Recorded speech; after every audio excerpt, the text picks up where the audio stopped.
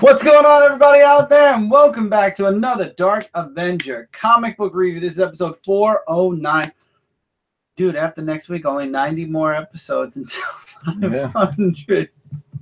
40 more if you want to count 450.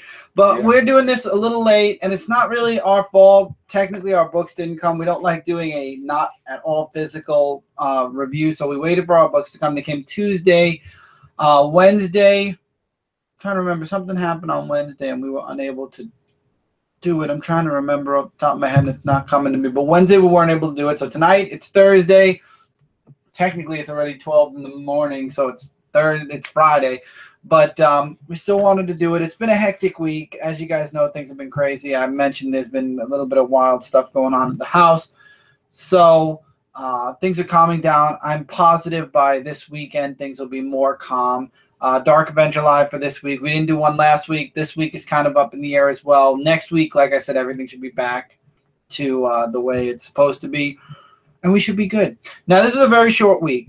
We only had 15 books, and I think somebody mentioned that this was supposed to be a long week. It was definitely not a heavy week for us. I actually added a couple of books to my read pile. One I added that's been going on, and I did read an issue number 1 to an event that Marvel's doing that isn't supposed to, well, it's a contained event, so it doesn't count. So we have a goal here because it's late, and I'm going to show now. Every time we talk about this, Alan, there's number 1 mod. What's up, Alan? We always try to do these reviews, especially when we have very few books. We have 15 books.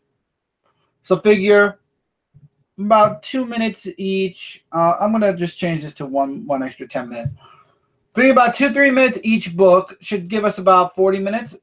So the goal for this episode is when the reviews start to only go for 40 minutes. And I'm going to set a timer. This is going to help us because we noticed that at certain books. But then again, you know, we do have certain discussions. But this week, because we are so late and because we are getting into already this Wednesday's books, we're going to do a timer. We're going to time ourselves and get through these books as quick as we can. And ironically, I have no indies this week. And I think I missed something, and I'm going to have to go back and double check.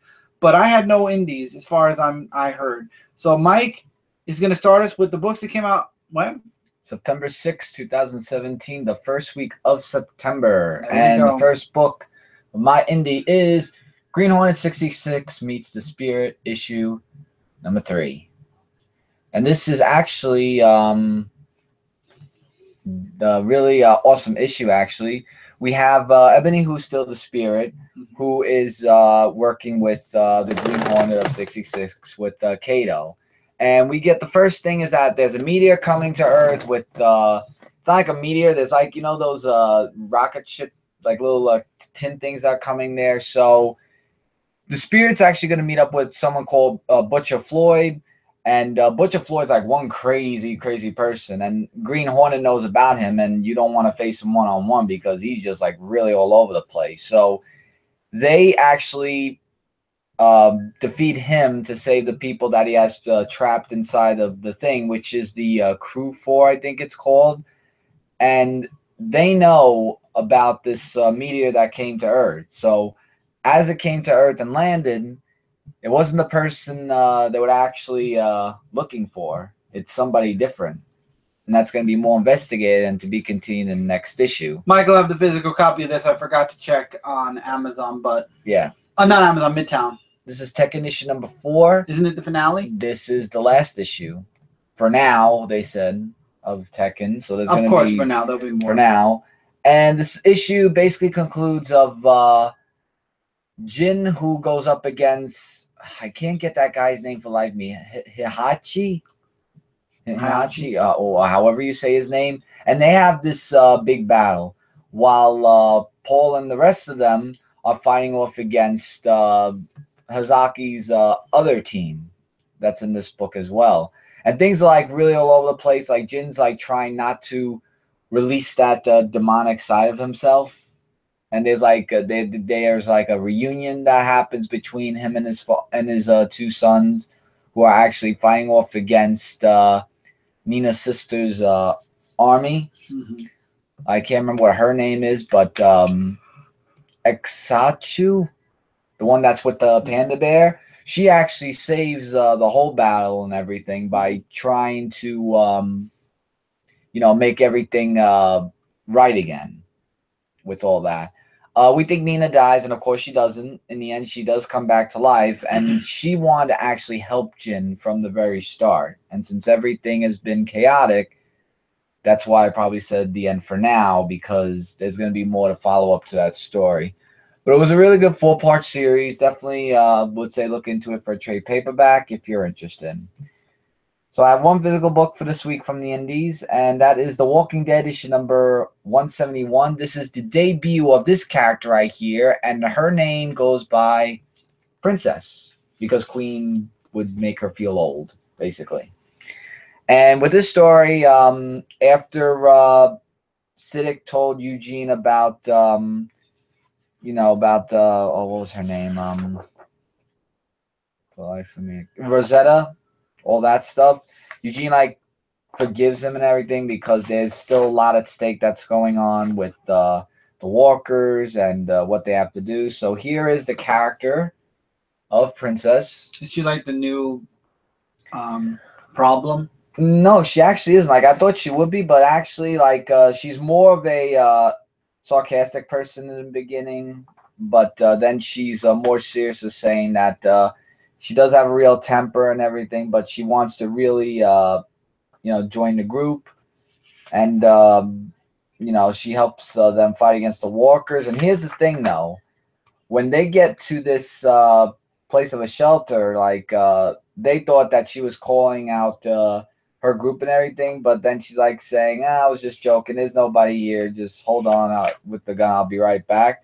And I really don't think Michonne is too keen about this person. She doesn't look too keen about it. She doesn't. So that's going to be something I'm going to be looking into. So she's, I guess, not another problem like Negan. I like the cover, though. I will say that. I do like the cover was good. She has purple highlights and stuff. Mm-hmm. So, yeah, we got digitals now, because that was the only. Now we're in the big two. All right. Now, on recommendation, what's up, Tevia? From Kat. Love this show, man. We love that you love it, and we're glad that you enjoy it. This is on Kat's recommendation, Hawkeye issue number 10. I jumped in, especially because after the Hawkeye Generations book, Kat recommended it. So Madame Mask has Katie. She's kidnapped her and trapped her, and now she's taken over Kate's life. And you see her going out with her friends, screwing around with her friends, basically living Kate's life. And Kate is, of course, in prison. We get to see some interesting Madame Mask as Kate, Hawkeye moments. It's weird, but we get to see Kate. Now, I didn't read issues 9 all the way back to 1, so I'm not sure if she got trapped in the last issue or captured in the last issue or not. But this was an okay jumping on point. I feel like I knew that she'd be captured by Madame Mask. I like that they're keeping this rivalry going. It was an Iron Man villain, yes. But they actually mentioned that. I forgot where Madame Mask showed up with Iron Man, Tevia, and they did actually mention that she was one of his, but she's obviously got a thing for Kate now. And now Kate's free, and she's going to go get her revenge on Madame Mask. That's going to be interesting to reveal. And I don't know the supporting cast, but apparently Madame Mask makes out with a few of the guys, sending mixed signals, but hopefully Kate will be able to prove that it was Madame Mask, not her. Venomverse issue number 1. Here we go. So all those Venoms during the now I believe the War Journals came out as well. Not reading that at all. I literally am sticking just to Venomverse itself. And this is the issue where Venom gets taken.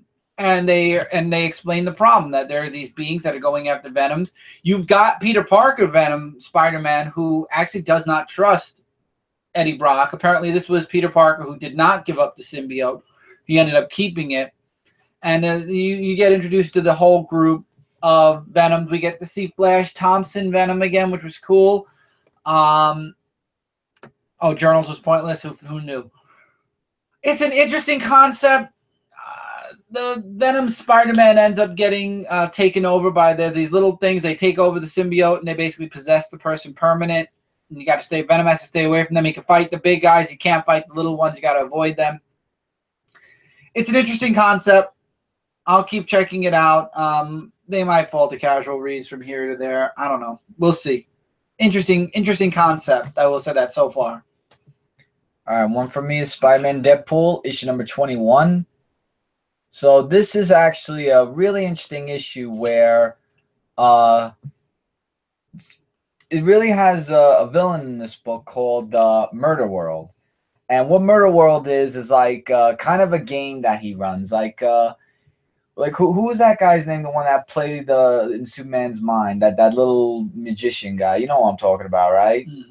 Yeah, he kind of reminds you of him a little bit, but more sadistic, like, with the difference of that. But basically, what it said is that Spider-Man's in Murder World, and Deadpool is also in his Murder World, and he meets up with him, like saying, "Oh, you know, I'm on my deathbed, I'm dying," you know, with his bald head and stuff like that. So he wants Deadpool to take over. What he doesn't know, Deadpool, is that Spider-Man is in this in the Murder World, trying to save people, and this little girl who actually turned out to be a robot. Arcade, actually, his name is.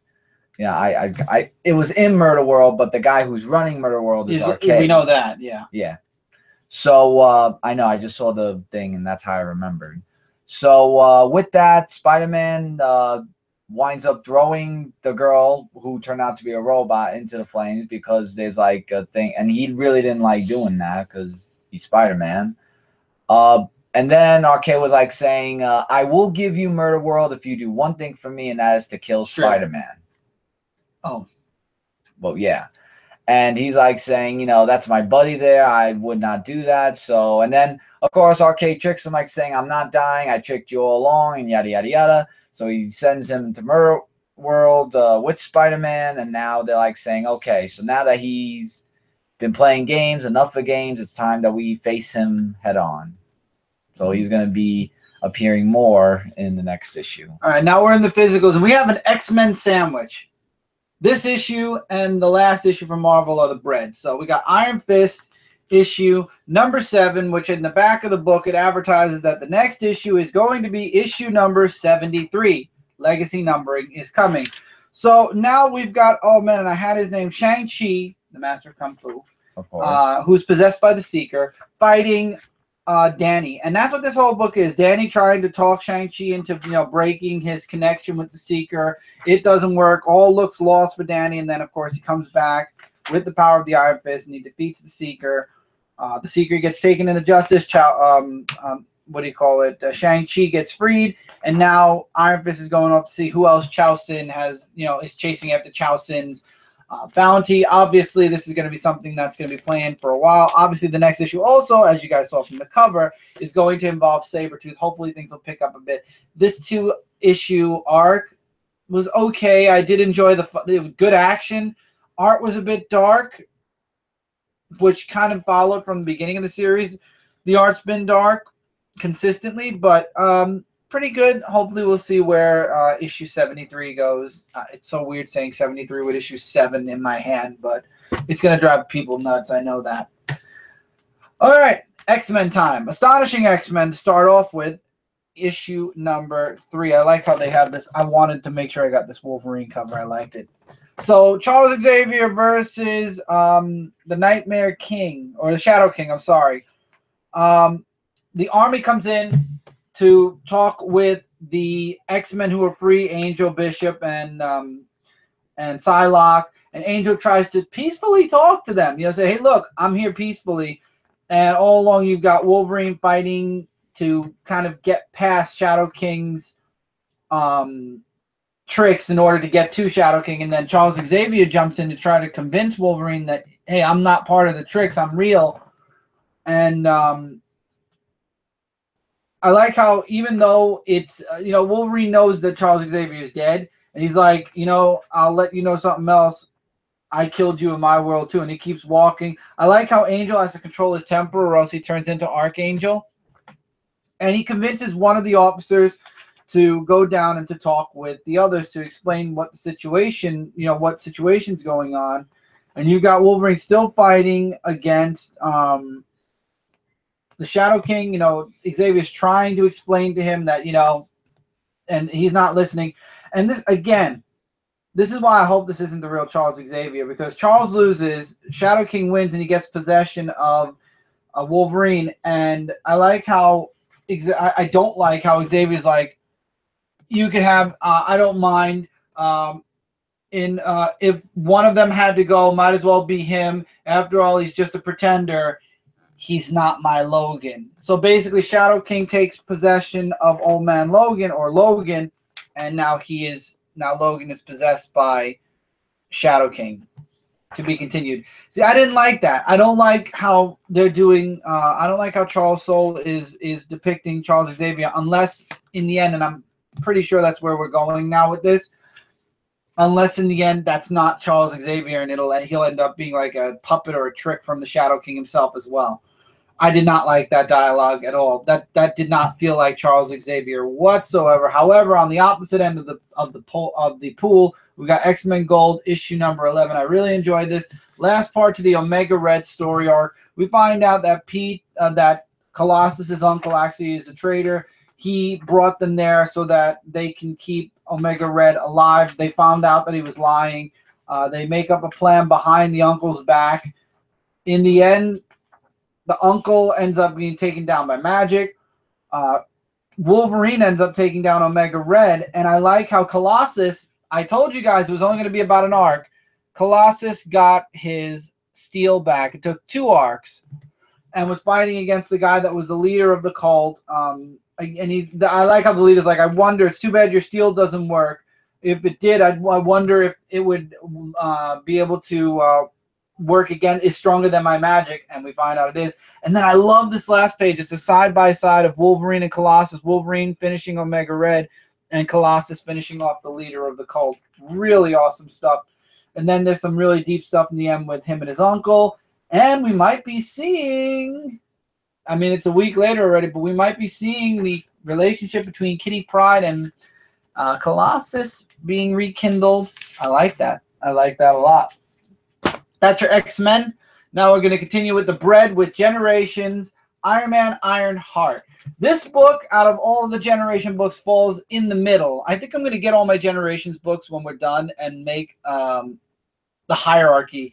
Yes, I'm actually going to try to make a hierarchy of my favorites. This would fall somewhere before Jean Grey and Hulk, but after Wolverine and Hawkeye. And Hawkeye. So this is kind of in the center right now. Now, this involves Riri going into the future instead of the past. And what I do like is it shows the Avengers from the future. Now, for those of you that remember Next Avengers, the animated movie, or how they've introduced them as the distant future Avengers, I liked how they did it here. Now, the artwork was very inconsistent. 1 minute it would look one way. Like, for example, look, you see the artwork, how it looks here. That's one that looks painted, looks interesting. Then you go not 2 or 3 pages later, and it looks like a regular comic again. And then you go further along, and again, it looks like a different artist. It looks like this book passed through several artists, and then in the very end of the book, it looks like it went back to the main artist for the book. Now, I'm not invested in Riri. I really don't care about her character. And it's partially because I think it's Brian Michael Bendis' writing of Riri. And just as far as I'm concerned, they introduced her wrong. She should have been introduced as Ironheart. She should have had her own Ironheart book. Iron Man could have ended. I think Marvel would have survived for a year, because I don't know how long Riri's been around as Iron Man. Maybe not even a year. It's only been about 6 months. I think Marvel would have survived without an Iron Man book, which I think it's redundant that you have Iron Heart as Iron Man anyway. I think that Marvel would have survived without Iron Man and just done Iron Heart instead. I think that would have made it better. It's kind of like Kamala. She was introduced to us as Miss Marvel, but Miss Marvel already became Captain Marvel, and she was alive. Tony Stark's dead. And Riri didn't become Iron Man. She became Iron Heart. So the book should have been titled Iron Heart. I really love how Brian Michael Bendis works with the diversity in Marvel. Did I mention that? Brian Michael Bendis, epicenter of the diversity and the headaches that come from and go to Marvel, and people talking towards Marvel against it. And Brian Michael Bendis is the head of the offices. But anyway, Riri's in the future. You got Tony Stark, who's the Sorcerer Supreme as well. And he feels that she's there for a reason. It's for inspiration, and he drops little hints about what her future holds. We get to see what happens in the future. He gives her Tech a bit of an upgrade. Wonderful heart-to-heart back and forth. And I guess this is also why we're going to see her find the quest for Tony Stark. We also get to see Franklin Richards, which does kind of give us a little nod. Hey, the Fantastic Four are out there, and at some point they'll be, maybe they'll be coming back. I don't know. It's the subtlest of subtle nods. And then, of course, Riri goes back, and now she's all inspired and, focusing on the future. Next issue is going to be the quest or the search for Tony Stark. Interesting stuff. I will say that. Very interesting stuff. This was definitely a midway point book. The artwork was very inconsistent. It jumped from one part of the spectrum all the way to the other. And I knew you were going to say that, Tevye. I'm not going to bother repeating it. If you know classic Tevye talk, he said it about Bendis. But in this case, though, Tevye, I semi-agree.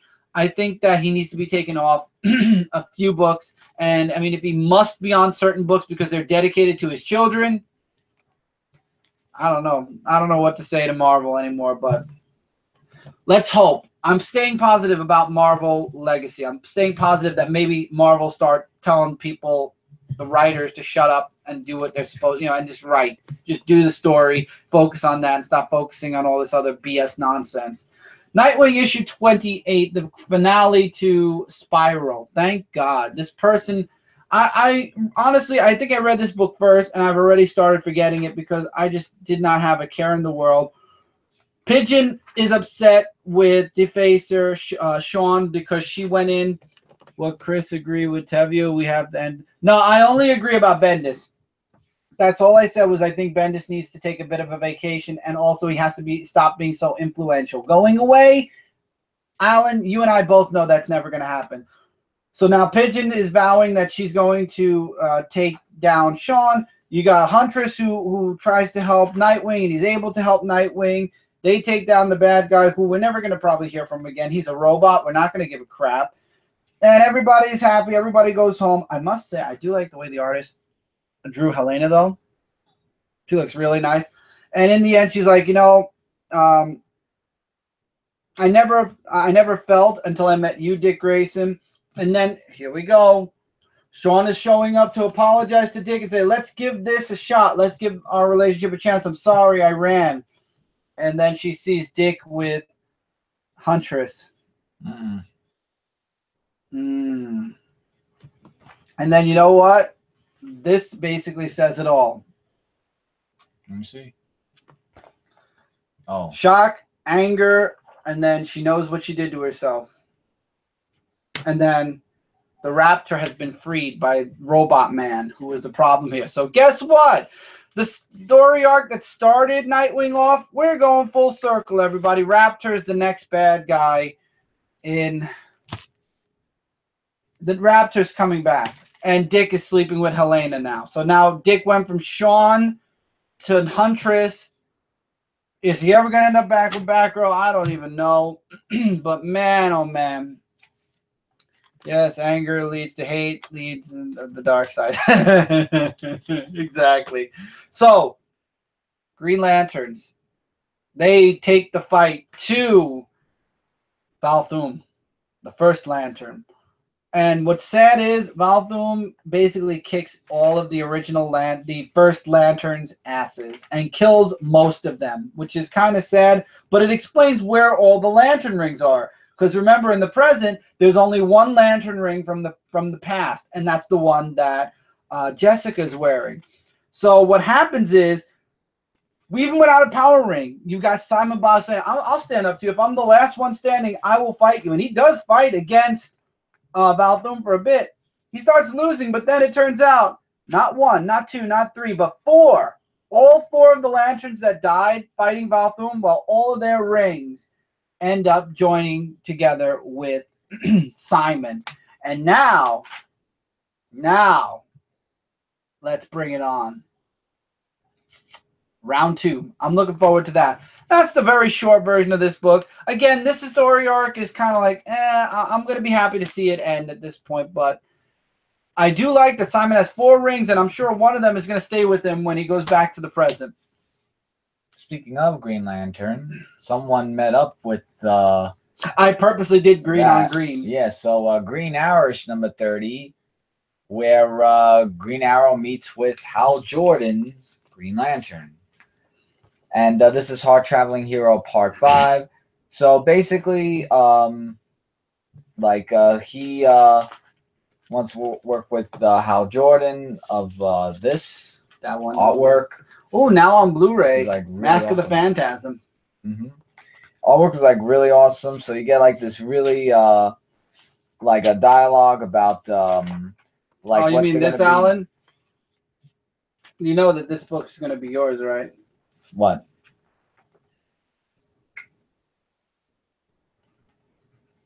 Wonder Woman Conan. Yeah, but I don't read much of Conan. Oh, okay. I mean, maybe, I don't know. But anyway, so he just explains about the Ninth Circle and what they've done to his life, Green Arrow. And we basically have them working together. Meanwhile, we have Black Canary and why is her name? Amiko, who are saving this little girl from the human trafficking from the people underground, which gets a little bit all over the place. Meanwhile, above Star City, we have them looking for the at the dark side of the moon. There's like a whatchamacallit.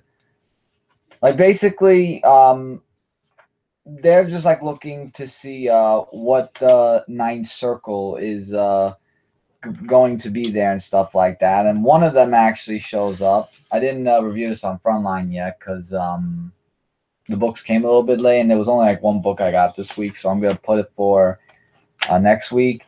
So knowing that Green Arrow needs Green Lantern, things got a little bit all over the place where he really does need him. And we don't know what happened to Hal Jordan. That's to be continued in the next story of End of the Road. So I don't know if he's going to meet up with any other superhero. But yeah. 2 books left. Batman. Another prelude. Believe it or not, we have I'm sorry, not prelude. Another interlude. Continuing Kite Man. Uh-oh. And basically, how Kite Man gets his ass kicked by Batman. And then, of course, the Joker kicks him out of the gang. And then he decides, I'm going to join somebody else. So he gets his ass kicked by the Puppet Man. I believe that's Puppeteer, right? I don't remember. Then Man-Bat he gets his ass kicked with. And then the Calculator. And then Scarecrow, Mr. Freeze, Mad Hatter, and then it goes back to Joker once again, where he's left, and then Batman beats him up, and he's like, Kite Man, do me a favor. Do yourself a favor. Don't get up. And Kite Man gives up. After all that, he gives up. And then what's even better is this book shows you basically what side Batman... Now, remember the last issue, he was talking about sides, picking the Riddlers or Jokers. Looks to me, with this issue, that Batman has joined the Riddler side. Well, you could tell by the cover with the question marks and all that other stuff. No, because it shows Batman fighting the Riddler, possibly. But basically, Kite Man was being used all this time to sell out the Joker to Riddler.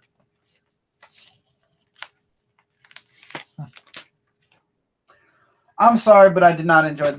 The interlude was weird. I don't like Kite Man. I don't care. I mean, I do feel bad for him. I mean, I have so much time probably. Let me just see if I could talk about this for a couple of minutes. Yes, I can. I got 13 minutes for this. Personally, I know a lot of people enjoyed this issue. I thought it was okay, but again, the first issue was the origin of Kite Man, and this issue was basically Kite Man getting his ass kicked by everyone, and Batman twice. And this is a plot device to the war of jokes and riddles. This is a connection on how Riddler gets the one-up possibly on Joker.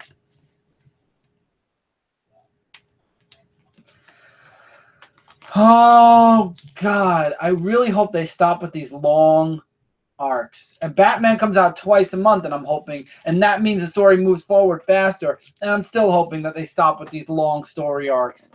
Remember, you asked who Batman chose. I believe me and Tevia said Riddler. I think I said Riddler as well. Right? Yeah, I think I did. With the logical choice. But anyway, now, Superman issue number 30. The finale to the Sinestro, or the, oh God, why did his name leave my mind? Parallax possessing Superman. Beginning of the issue is Parallax versus Sinestro as Superman. Superman ends up getting attacked. They get sent to a different planet, and Parallax sneaks off out of Superman and goes into somebody else. But of course, you know, Sinestro's nuts. He doesn't believe Superman. He thinks that Parallax is burrowed deep, deep, deep within Superman. So he starts beating Superman up and forcing Superman to see his worst fears. And of course, Superman breaks free of that and just basically tells Sinestro to stop, that Parallax isn't there anymore. And then we find, then of course, you know, Lisa Dark tries to talk to him. She thinks he thinks she's been possessed. And then it turns out one of the minions actually ended up being possessed, and Superman ends up saving him because Sinestro is about to kill the follower of Sinestro, because he's possessed by Parallax. In order to get Parallax and him end up fighting for what it says here, hours later. But you know, Sinestro is still weak because he's just coming back from that fight with Hal. So Superman takes Sinestro from fainting, puts him down somewhere, and ends up stealing Sinestro's ring. And he ends up using Sinestro's ring to trap Parallax, because Superman's hope is stronger than any type of pure fear. Of course, Sinestro and Lisa end up, you know, making a hasty retreat. Superman convinces the warriors or the weaponers of Cord that they don't need to follow Sinestro, that they are strong on themselves. You know, he gives them hope. He does a really great speech. I love it. It's totally Superman all the way. And then he goes home. And then it says, if you would like to know more about what happens with Parallax and Sinestro, read Hal Jordan and the Green Lantern Corps issues 30 through 31. So the issues starting this month, or yes, the issues that are going to be in this month, continue the Parallax story. So if you'd like to see more about Parallax and you're not reading Hal Jordan and the Green Lantern Corps, now you should for the next 2 issues, because we're going to be getting the continuation of what happens next with Parallax, because now Superman's going to take him the ring that has Parallax in it, and what are they going to do on Mogo? And then, of course, next issue is Apocalypse Now. We already know greatest fear at Martha. Oh my God, please. So that's it. And we are done. And we had 9 minutes and 28 seconds to spare. I think that is a record for us, actually. That is. That is a very... Well, we didn't have that many books this week, and like I said, we wanted to run through them, because now we're going to be going into this Wednesday's books, and it looks like there's a lot from this week. I'm pretty sure we have a lot this week. We didn't have a lot last week. We have a lot this week. And the book should be coming on time. The review should be on Mondays once again, and we'll have all of our physical books early. There'll be a haul on Frontline this weekend. There'll be the review on this channel on Monday. Look forward to my Let's Discuss. It's a podcast on Marvel Legacy this weekend, hopefully. Look forward to... I'm recording it as we speak, so that'll be coming up. Look forward to Dark Avenger podcast. I will be working on that once I finish with Comic Frontlines. It's a podcast for Comic Frontline. I figure doing 2 podcasts at the same time is not a good idea, so I'm going to do one at a time. This way I'll be able to focus on one, finish it, ship it out, do the next one, finish it, ship it out, because working on 2 at the same time is no good. That's why it's taking me too long. So I'm going to focus on the one for Frontline first, and then I'll come back here to do Dark Avenger Live. Follow me on Twitch, everybody. I do stream games from time to time. My good friend Alan and I might be doing some Division tonight, doing a second shot at Survival. Also, I have a Discord. Frontline has a Discord. We have 2 Discords going on. Mine, which is strictly me talking about, it's my gaming / group. That's where basically the Dark Avenger Nation ended up going. for Frontline, we have a lot of stuff on the Frontline Discord. So if you want, join the Discord. The Discord links are for Frontline on Comic Frontline's YouTube page. And my Discord is on my Twitch channel. I have to remember to put it here and put it defaultly in the links. I will start that probably with episode 410 onward. And it will be also, hopefully, I think I actually have it on my channel now. So don't quote me. I think it might be there. So check my channel for that. If not, it's on Twitch. Go find my Twitch for that. No, don't be sorry, Tevye. It's just been a very hectic week for me this week.